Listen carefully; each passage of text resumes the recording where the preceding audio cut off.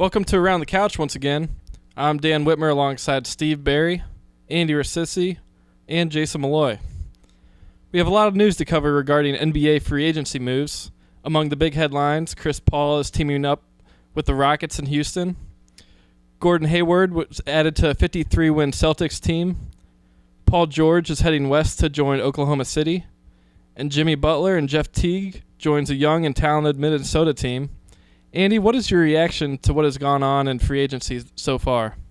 Well, I think there's been some big moves, Dan. I think the one thing that a lot of people have been talking about is just the unbelievable contracts some of these teams have been giving out to average players. Now, you name the best guys out there, but, the thing that stood out to me a lot was just, I saw J.J. Redick get a one-year, $23 million deal. Guys like that. Kyle Lowry, 3-year, $100 million. I mean, that's $33 million a season.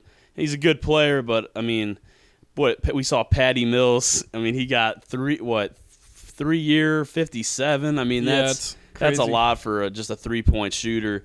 So I think what I've noticed is just like Kevin Durant took a discount. He got 2 years and 53. I mean, that's over $25 million a year, and you say you're taking a discount. So right. That's been pretty crazy. Yeah, of course, the salary cap jumped up from, it was about $70 million last year, jumped up all the way to $94 million. So that's why you're seeing these huge contracts. Barry, what do you think? What was the Otto Porter deal? Did you mention that one? No, 4-year, 106, I believe. That is insane. Yeah, that guy, they were talking about him, and he was considered a bust just a couple of years ago, and now he gets over $25 million a season. I mean, that's pretty amazing. I think it's crazy the way that people are shifting to the West from the East. And it shocks me because you have no chance in the West. Now, you have no chance in the East, but you really only have to beat one team in the East and the Cavs. Andy and I were talking the other day about Danny Ainge. I don't think he's done a very good job. That's what's shocking. Now, they just signed Hayward, but couldn't get the Paul George deal done. I mean, you have all those. What does he have? 5 first round. He's going to have the number 1 pick in the draft next year. Yeah, but that wasn't really his fault, though, because if he offered what he said he offered, it was not. He did. They said that they were not trading it within the conference. 3 first rounders and 2 starters. Yeah, or whatever. They would not trade Paul George. Well, then whoever's running the Pacers, I know they're idiots then to not take 2 starters and 3 first rounders just so you don't have to see Paul George. You're not winning anyway. You're going to stink without him. You're not beating the Cavs. You're not beating the Celtics. You're not beating. You might not even make the playoffs. You're not taking 3 first rounders and 2 starters for Paul George because you don't want to see him. I completely agree with you. I don't think you can worry about that. But what I disagree with Danny Ainge doing a bad job, though. Of course. How can you say he's doing a bad job because he didn't panic? And he's still got a nice player in Hayward. Yeah, he got Gordon Hayward, and he has the first-round pick.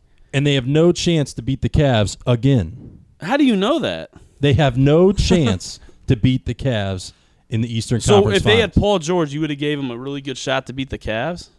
Boston? Yes. They would have had a better chance than they have right now. Okay, but they wouldn't trade him, so what are they supposed to do?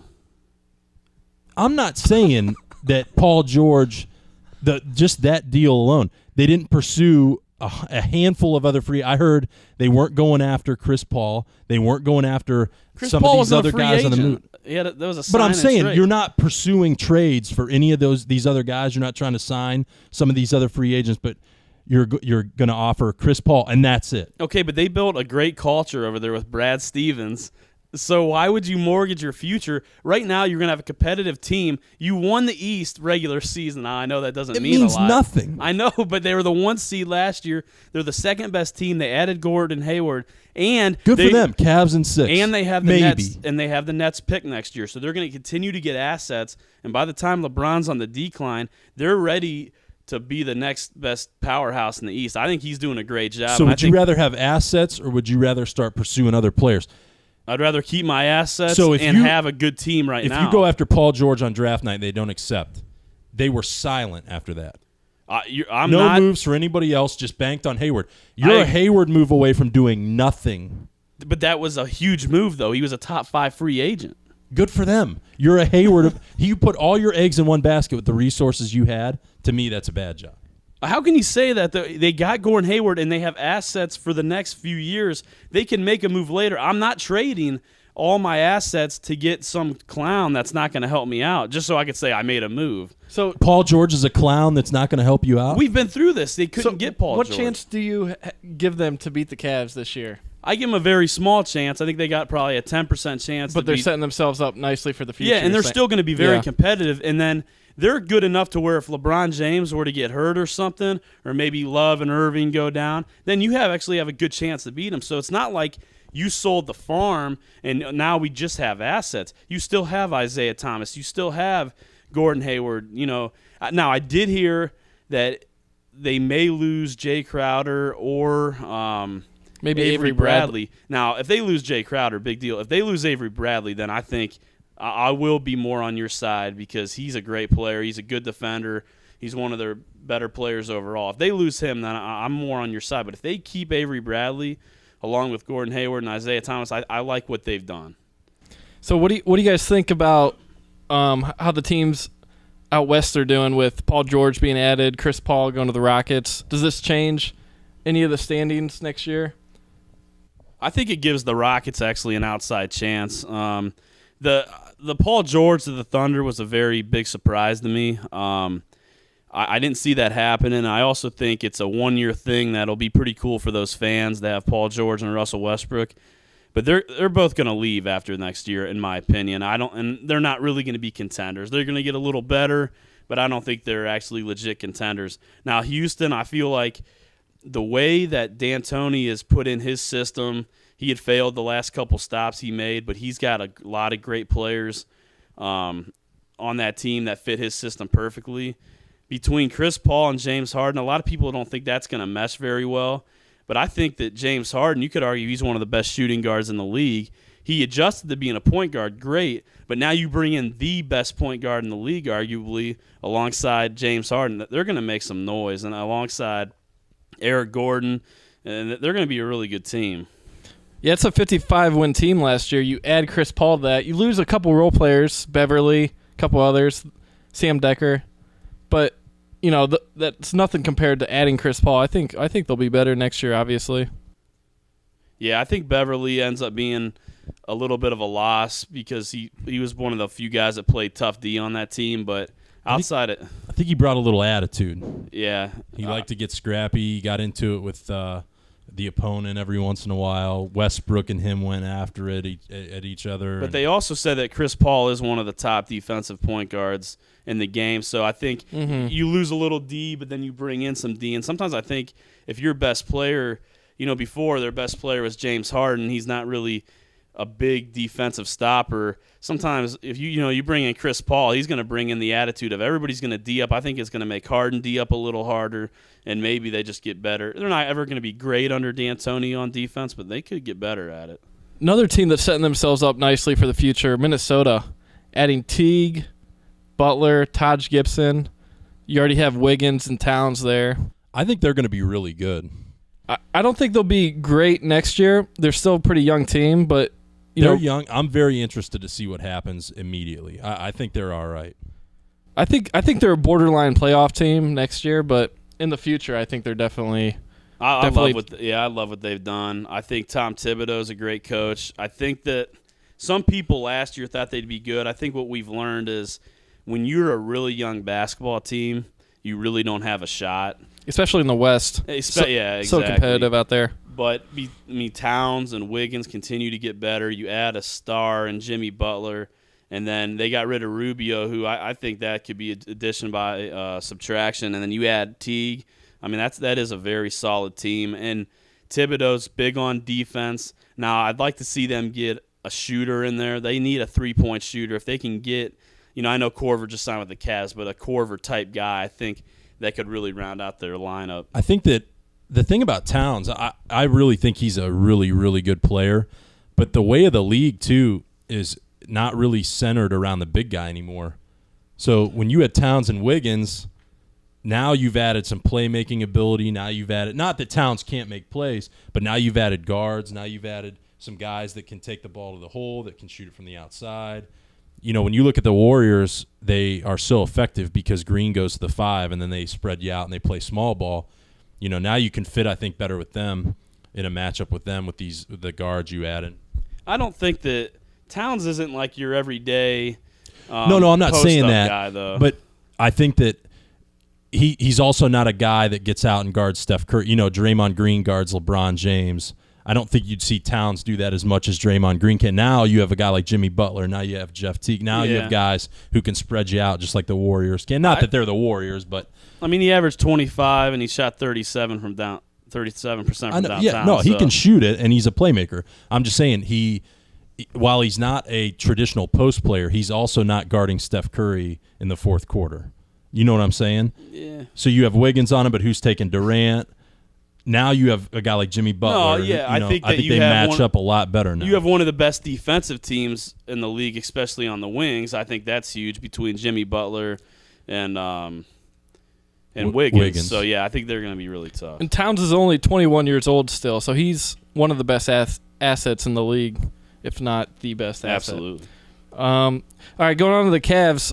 With only the mid-level exception to offer free agents, the Cavs have been quiet thus far in the offseason, despite Paul George and Jimmy Butler rumors. There's still some talk of Cleveland making a trade for Carmelo Anthony. Also, the Cavs are still searching for a general manager after Chauncey Billups turned down an offer. Barry, how do you grade the Cavs offseason thus far? Awful.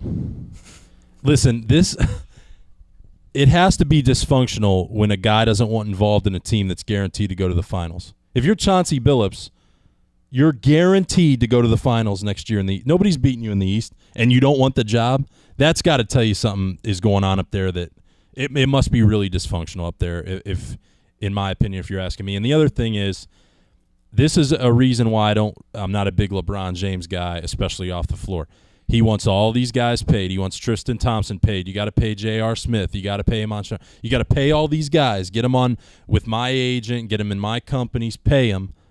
But now we want everybody else to come here, and we have no money, and now he's mad. Well, you tied up all the money.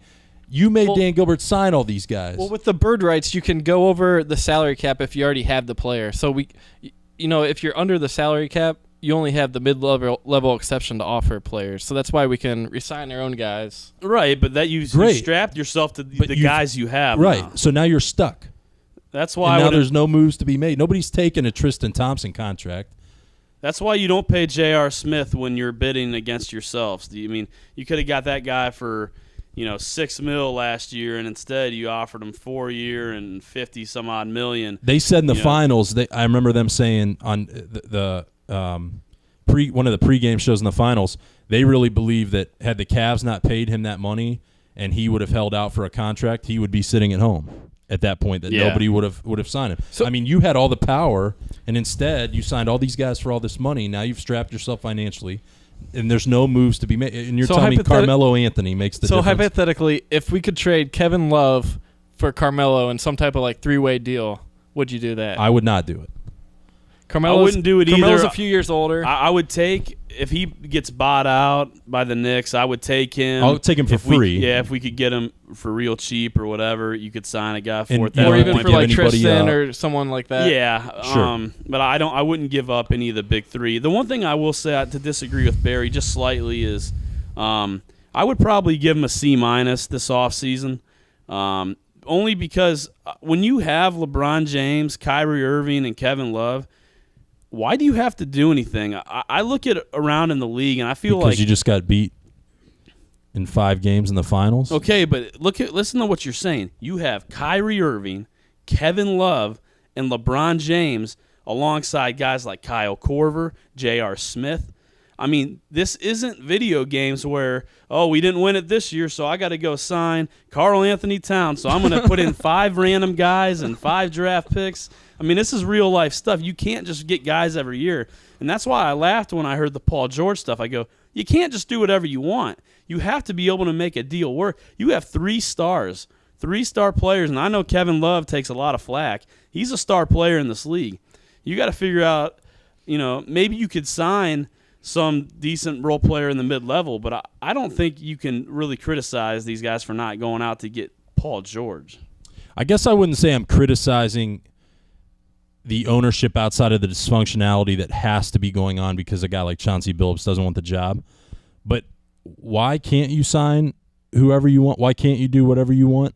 That's what the Warriors did with Kevin Durant. That's what LeBron did when he went to Miami. Right. That's what LeBron did when he stuff came back happens from once Cleveland. in a blue moon, and also Once in a blue moon, it's happened 4 times. No, it now. hasn't, because LeBron So James, LeBron Dwayne went to Wade, and Chris Miami. Bosh. So that was once. Yeah, Then he came home and That's he a teamed big up with three. You Kyrie have a Irving big and Kevin three. Love. Well, the You numbers have a big twice. the three. numbers have to work. Golden State scenario, they had Steph Curry for cheap. They had him on a contract for only $11 million a year.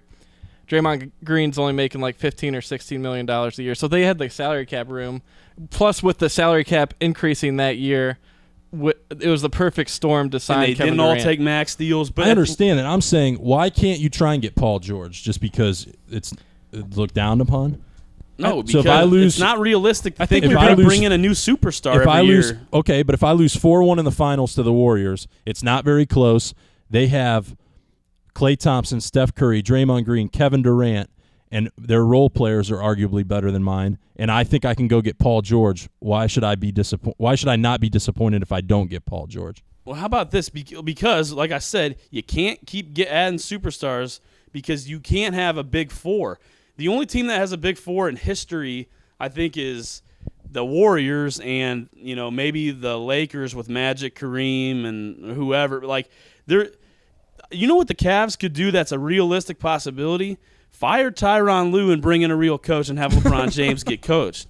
I agree with that. Instead of having a statue over there that doesn't do anything. He got completely outcoached in the finals. Yeah, I'm not saying you win it, but you give yourself a better shot. Maybe you add a role player and Phil Jackson's available.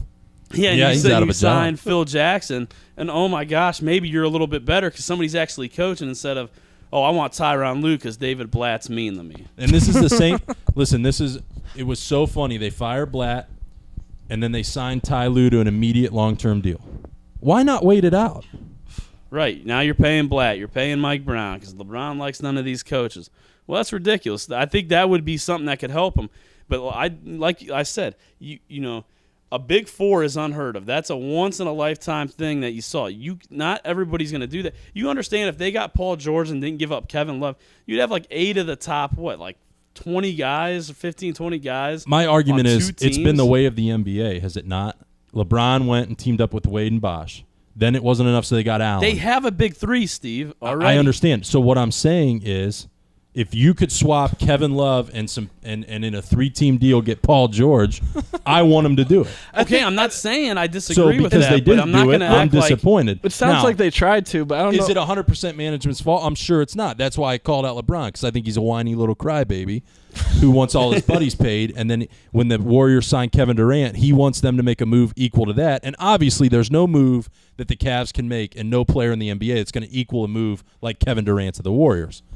Yeah. But as a fan, I can be disappointed if they don't get Paul George because we have no chance of beating the Warriors in the finals next year. I told you that this year. You all thought I was crazy. I said Cavs in 5 or Warriors in 5, and we lost in 5. The other thing that It's Warriors in 5 next year. We're going to get dominated again. The other thing that scared me, though, about getting Paul George, he was only on a 1-year deal, so he could have played 1 year with the Cavs, then left. Then we would have been out Kevin Love. it would have too, been a but- risk. Yeah, for sure. So But wasn't it a risk trading Wiggins for Love? yeah, And it worked out. You won you a championship. If you pull off the deal for How's Paul that George how was that a risk? and it wins you a title, Wiggins for Love? Yeah. Love's more injury prone. Wiggins is younger. They said he's an elite but he defender agreed- right off the but bat. He That agreed to he's a He superstar. agreed to an coming- extension right away, so I don't think But what it I'm was saying that big of a is- risk.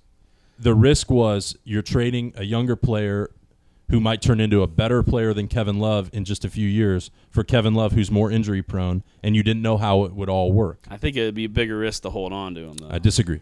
All right, so we haven't got a chance to talk about the Browns yet this year. Browns preseason is now only about a month away.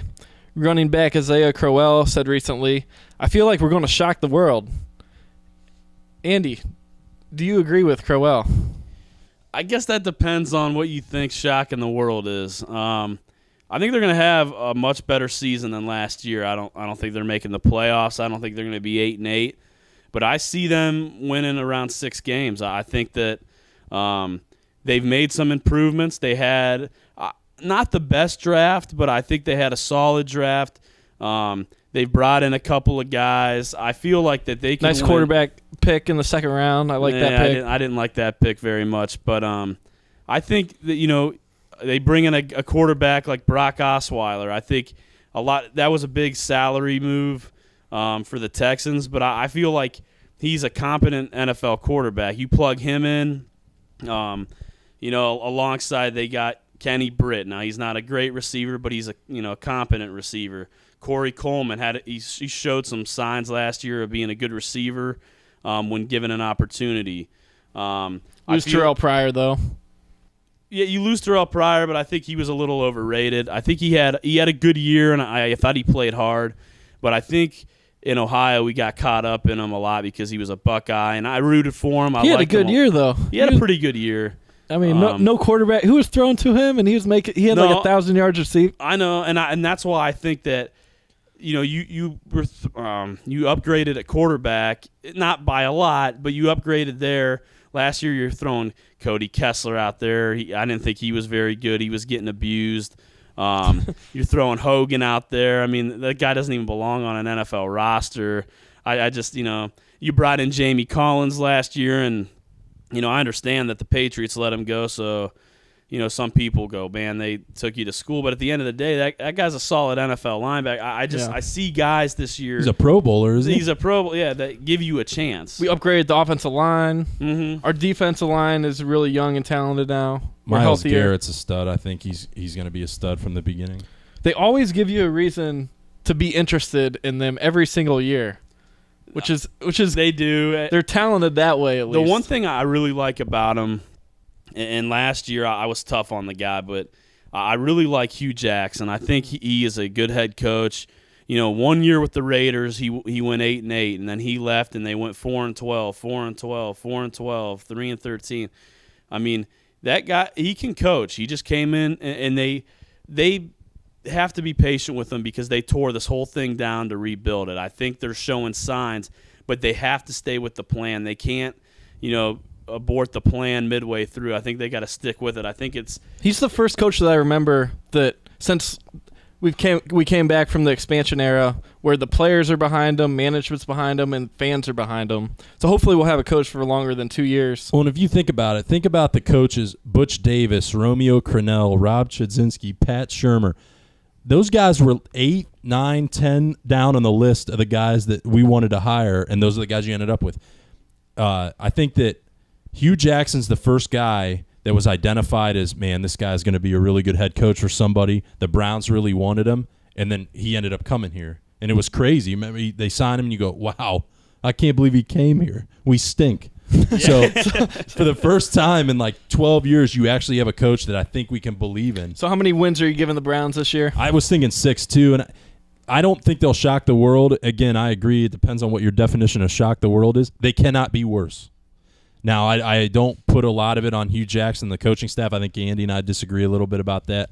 I think they completely stripped the roster before last season, cleaned house, and for the first time since they've been back, took a fresh start with what they thought was a good head coach.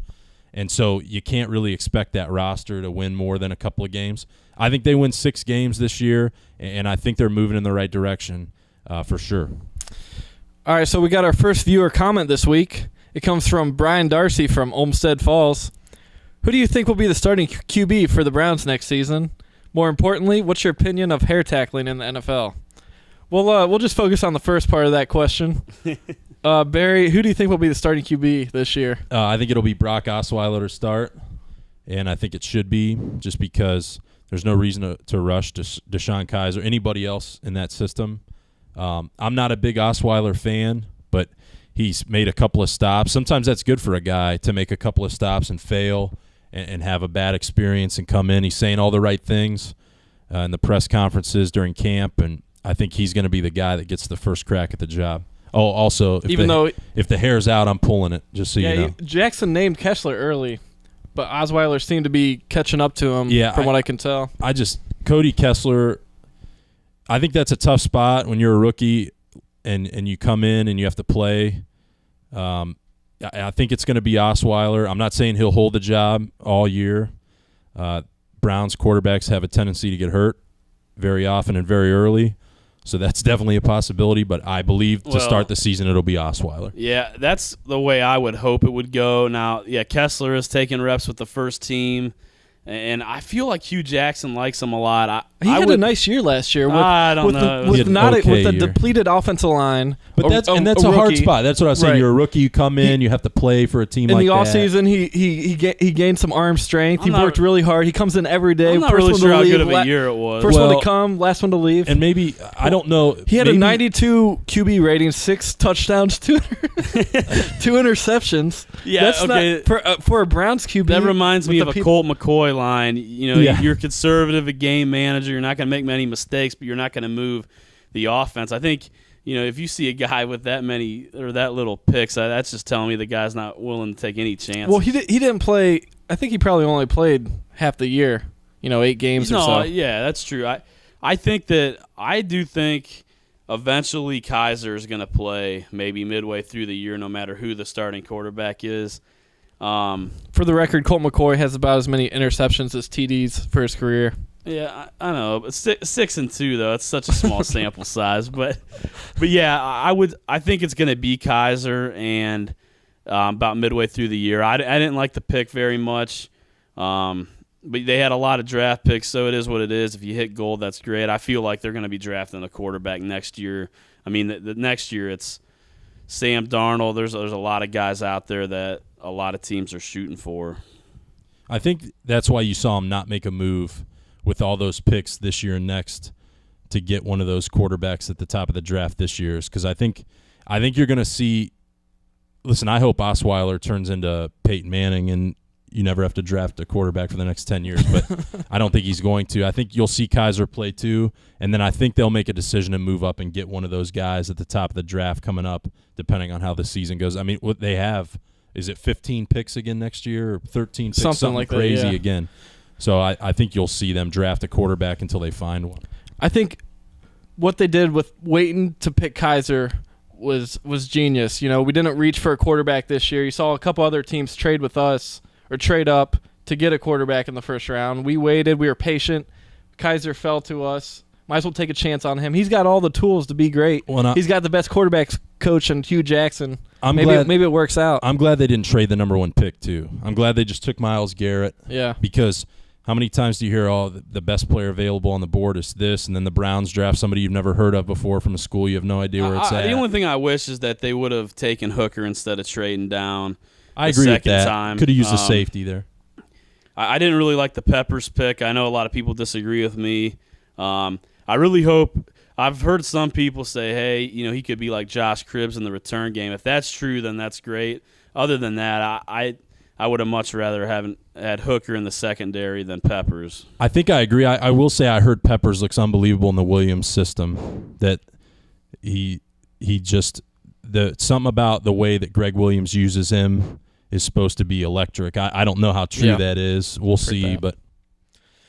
All right, so let's go move on to the long-anticipated super fight of 11-time professional boxing champion, the undefeated Floyd Mayweather, versus mixed martial arts world champion Conor McGregor. It's coming up on August 26th. Barry, who are you taking in this one? I have Mayweather in a very boring fight. I think that it'll be a lot like the Pacquiao fight. I don't think Mayweather will take any chances. I don't think that he'll put himself out there to take any shots. I don't think he'll deliver a lot of blows. I think he'll stay away from McGregor. He's obviously much more technically sound and a very, very, very talented tactician in the ring, and I think that he'll use that experience to completely outclass Conor McGregor. I do not think he knocks McGregor out. Again, I think it's a very boring fight. I'll watch it because I'm not paying for it. We're going somewhere, but I do believe that it's a very boring fight, a lot like the Pacquiao fight and the De La Hoya fight. There were some early fireworks. We were at the Malloy residence for the De La Hoya fight. Very early fireworks, and then everything calmed down, and besides a shot or two each round, it was very boring. I think it'll be a very boring fight, and Mayweather wins in a landslide unanimous decision on a very boring evening in August. But I will say, if he does take a couple of chances, I do believe I'm in the minority, but I do think that McGregor has the ability to surprise some people with his ability to box. So if Mayweather does make a mistake, which is very uncharacteristic and something I do not believe he will do, but if he does make a few mistakes and get a little arrogant, I do believe McGregor has the ability to take advantage and possibly shock some people. Yeah, that's not going to happen. No shot. I just said that was not going to happen. Well, you said that there's a small chance or something. If Mayweather makes a mistake, which I just said I don't believe he will, but if he does, there's a 0% McGregor has a chance to make him pay. 0% chance that McGregor has any chance to win this fight. Mayweather's 40 though. He's older, but McGregor's 28. But yeah, he's not a boxer though. I mean, it's different sports. He came up as a boxer. He's a striker in the UFC. That's what he does best. Yeah, but he was an amateur boxer. He never boxed professionally. The guy's going to get absolutely tattooed. He's not going to get tattooed. He's going to get absolutely tattooed. He's going to get knocked out. A lot of people think, he's got a tough chin. McGregor's got a tough chin. He does. Yeah. And Mayweather. When's the last time Mayweather knocked somebody out? It's been a long time, but It doesn't matter. This is not a boxer. If I got in the ring with him too, he would knock me out. He's gonna abuse this guy. You're not Conor McGregor, a supreme athlete who's a mixed martial artist with incredible footwork, athleticism, mixed martial and artist. speed. You just said it. They are boxing. This is going to be an embarrassment of a boxing match. Now, I don't blame anybody because they're going to make a ton of money. A lot of money. But Mayweather is going to win. He's going to knock him out, and it's going to be – now, it might be a TKO, but he is going to get absolutely abused. I mean, that Pacquiao fight the other night – Now, I thought he got robbed, but, man, the way that he almost knocked his opponent out. They're gonna stop that fight. He's gonna take a lot of shots to the face, and Teddy Atlas said it best. He goes, Conor McGregor needs 5 years to train for this fight to get even close to where Floyd is, and he's getting 5 months. That may be true, but he will not knock Conor McGregor out. He may TKO him because there's a cut and they cut the fight short or something above his eye. Oh, he's bleeding. They might knock him out, though. But he will not knock him unconscious where he cannot stand for a 10 count. That will not happen. He's either getting knocked out or a TKO because he's going to take a lot of shots. I don't think so. How so? Because you think Mayweather's willing to risk getting hit himself? Did he deliver a lot of shots to anybody he's fought in the last 10 years? If you take a bunch of jabs to the face against a guy he's not experienced. It's not like... But a jab is not going to do anything but keep Conor McGregor off balance. He may throw a million jabs, and that's what I'm saying. It'll be a landslide unanimous decision. It will not be close, but he will not deliver enough power shots to knock McGregor out. I think you're wrong. We don't endorse betting, but if we did, I would absolutely bet you on this. Yeah, same here. It'll be interesting to see what happens. No question about it. All right, well, that's about all we have for Around the Couch. If you'd like to ask a question on next episode, feel free to comment below, and we'll read it on the show next week. So long, everybody.